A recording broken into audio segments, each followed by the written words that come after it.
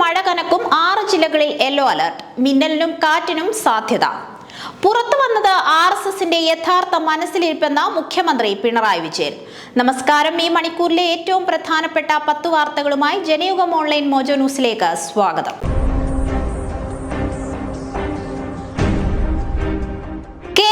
അടുത്ത 5 ദിവസം ഒറ്റപ്പെട്ടയിടങ്ങളിൽ ശക്തമായ മഴയ്ക്ക് സാധ്യതയെന്ന കേന്ദ്ര കാലാവസ്ഥാ വകുപ്പ്.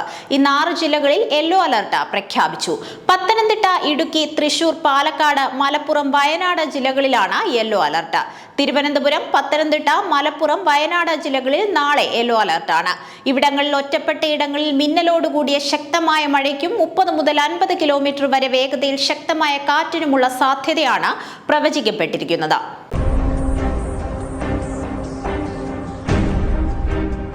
മുസ്ലിം ന്യൂനപക്ഷങ്ങളുടെ ഭരണഘടനാപരമായ അവകാശങ്ങളെ ഹനിക്കുന്ന വഖഫ് നിയമ ഭേദഗതി ബിൽ പാർലമെന്റിൽ പാസാക്കിയതിനു ശേഷം കത്തോലിക്ക സഭയെ ഉന്നം വെച്ച് നീങ്ങുകയാണ് സംഘപരിവാർ എന്ന മുഖ്യമന്ത്രി പിണറായി വിജയൻ.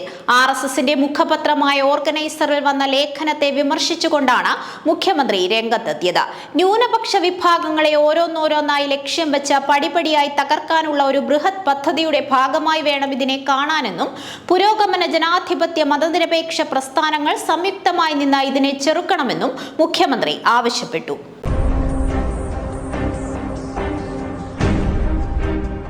സ്വകാര്യ സ്ഥാപനത്തിലെ ജീവനക്കാരെ നായ്ക്കൾക്ക് സമാനമായി കഴുത്തിൽ ബെൽറ്റ് ധരിപ്പിച്ച് മുട്ടിൽ നടത്തിക്കുന്ന ക്രൂര ദൃശ്യങ്ങൾ പുറത്ത്.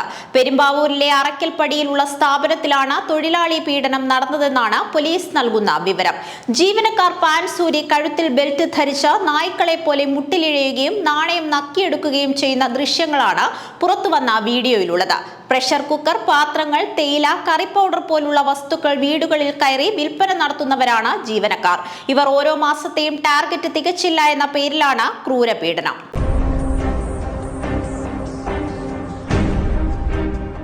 വയനാട്ടിലെ കൽപ്പറ്റ പോലീസ് സ്റ്റേഷന്റെ ശുചിമുറിയിൽ ആദിവാസി യുവാവ് ആത്മഹത്യ ചെയ്ത സംഭവത്തിൽ 2 പോലീസ് ഉദ്യോഗസ്ഥർക്ക് സസ്പെൻഷൻ. GD ചാർജ് ഉണ്ടായിരുന്ന ASI Deepa, civil police officer Sreejith എന്നിവർക്കെതിരെയാണ് നടപടി. സംഭവം നടന്ന മണിക്കൂറുകൾക്കകം തന്നെ കണ്ണൂർ റേഞ്ച് IGക്ക് വയനാട് ജില്ലാ പോലീസ് മേധാവി റിപ്പോർട്ട് നൽകിയിരുന്നു. ഡ്യൂട്ടിയിൽ ഉണ്ടായിരുന്ന പോലീസുകാർക്ക് ജാഗ്രത കുറവുണ്ടായി എന്ന റിപ്പോർട്ടിൽ ഉണ്ടായിരുന്നു.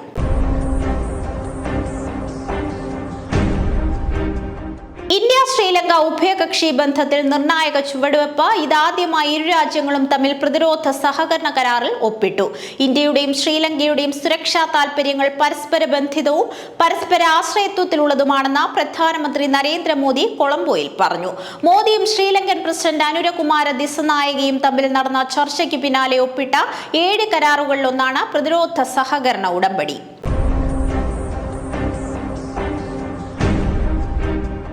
മധ്യപ്രദേശിലെ ജബൽപൂരിൽ വൈദികർ ആക്രമിക്കപ്പെട്ട സംഭവത്തിൽ ന്യായീകരണവുമായി BJP നേതാവ് PC ജോർജ്. ക്ഷേത്രത്തിനു മുന്നിൽ പോയി പ്രശ്നമുണ്ടാക്കിയാൽ ചിലപ്പോൾ അടിച്ചെന്നിരിക്കും, ആവശ്യമില്ലാത്ത പണിക്ക് പോകരുതെന്നും PC ജോർജ് പറഞ്ഞു.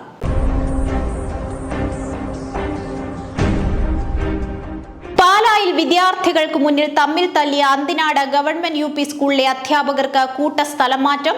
പ്രധാനാധ്യാപികയും വിദ്യാർത്ഥികളുടെയും രക്ഷിതാക്കളുടെയും പരാതിയെ തുടർന്നാണ് 7 അധ്യാപകർക്കെതിരെ നടപടി സ്വീകരിച്ചിരിക്കുന്നത്. ഉപജില്ലാ വിദ്യാഭ്യാസ ഓഫീസർ നടത്തിയ അന്വേഷണത്തിന് പിന്നാലെയാണ് Nayana P Jacob, Dhanya P Gopal, Amal Jose, Sunitha Thankappan, Marykutty, KG Manumol, KV Rosamma എന്നീ അധ്യാപകരെ സ്ഥലം മാറ്റിയത്.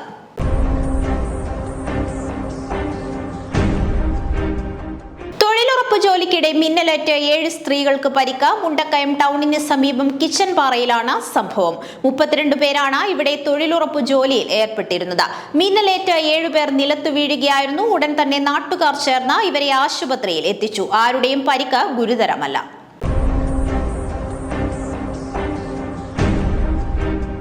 കൊച്ചിയിലെ സ്ഥാപനത്തിലുണ്ടായ തൊഴിൽ പീഡനം അനുവദിക്കാനാകില്ലെന്ന് മന്ത്രി V ശിവൻകുട്ടി. നടന്നത് തൊഴിലാളി വിരുദ്ധ സമീപനമാണ്, ലജ്ജിപ്പിക്കുന്ന പ്രവർത്തനമാണ്. ടാർഗറ്റ് നേടിയില്ലെങ്കിൽ തൊഴിലാളികളോട് മനുഷ്യത്വരഹിതമായ പ്രവൃത്തിയാണ് ഇവർ ചെയ്യുന്നത്.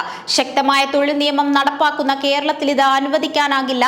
ക്രൂരമായ സംഭവമാണ് നടന്നത്. ജില്ലാ ലേബർ ഓഫീസറോട് അന്വേഷിക്കാൻ പറഞ്ഞിട്ടുണ്ട്. വേഗത്തിൽ റിപ്പോർട്ട് സമർപ്പിക്കാൻ ആവശ്യപ്പെട്ടിട്ടുണ്ട്. റിപ്പോർട്ട് കിട്ടിയാൽ ഉടൻ നടപടി ഉണ്ടാകുമെന്നും മന്ത്രി പറഞ്ഞു. പകർച്ചുങ്കത്തിൽ അനുനയ നീക്കവുമായി US പ്രസിഡന്റ് ഡൊണാൾഡ് ട്രംപ്. പുതിയ താരിഫ് നയത്തിൽ ഇന്ത്യ, വിയറ്റ്നാം, ഇസ്രയേൽ രാജ്യങ്ങളുമായി US വ്യാപാര ചർച്ചകൾ നടത്തിവരികയാണെന്ന റിപ്പോർട്ട്.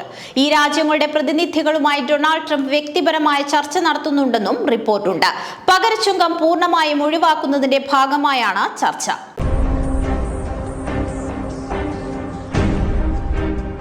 ജനയുഗം ഓൺലൈൻ മോജോ ന്യൂസിലൂടെ വീണ്ടും കാണാം. കൂടുതൽ വാർത്തകൾക്കും വീഡിയോകൾക്കുമായി ജനയുഗത്തിന്റെ വെബ്സൈറ്റ്, യൂട്യൂബ് ചാനലുകൾ സന്ദർശിക്കുക.